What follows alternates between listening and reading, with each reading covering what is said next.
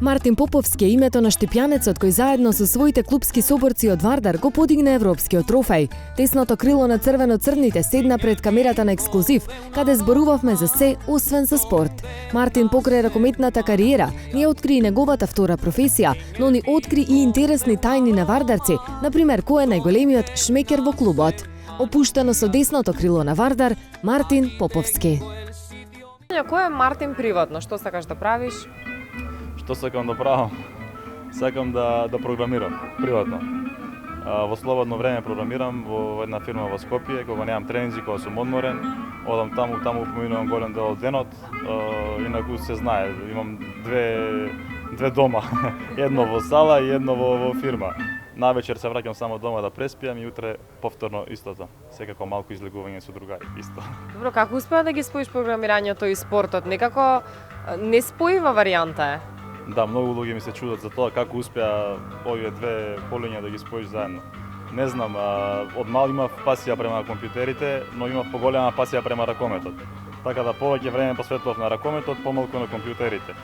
Се запишав на факултет овде во Скопје на Финки и паралелно тренирав. Во Металург бев тогаш една полусезона, потоа отидов во Вардар. Така решив да не дозволам тоа што сум учел на факултет да ми остане така само како научено. Па у слободно време да искористам нешто од тоа хоби, да бидам во тек со технологијата, затоа што еден ден кога ќе завршам да играм ракомет, сакам да го работам тоа. Спомена дека знаеш да излегуваш со пријателите, а се движиш каде се движи Мартин? Што сака да прави во слободно време со другарите? Надвор од програмирање сега. Надвор од програмирање, добро, тоа е што со другарите.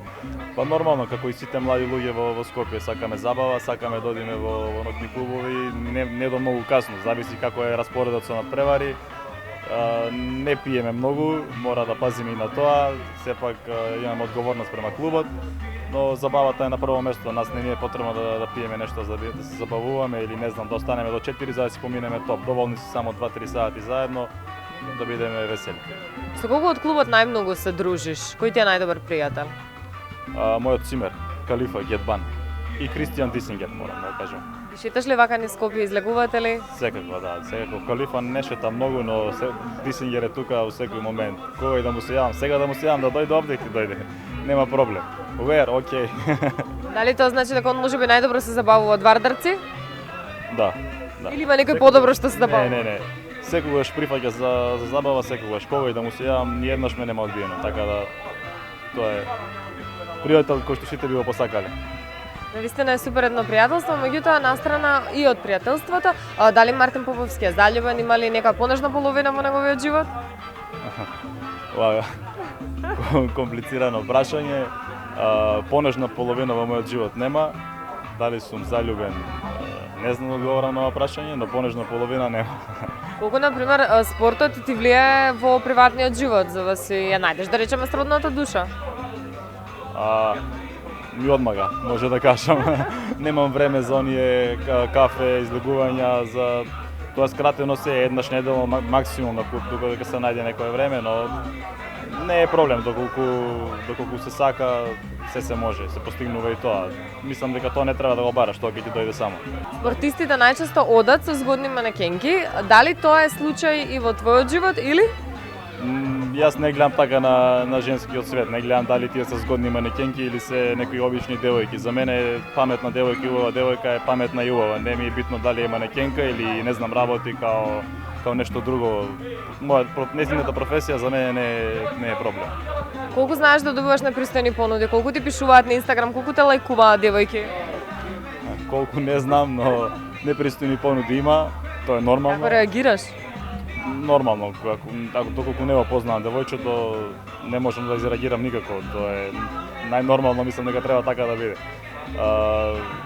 Не знам, тоа е некоја модерна работа. Кој е најголем шмекер во Вардар? Најголем шмекер? Ќе ме караат после ова, ама ќе кажам. Игор Караджич. Најмногу покани добива за состаноци, најмногу му се јавуваат девојки, го бркаат? Се заедно. Се одгоре наведеното. Да. И каде се гледа Мартин за 5 години од сега?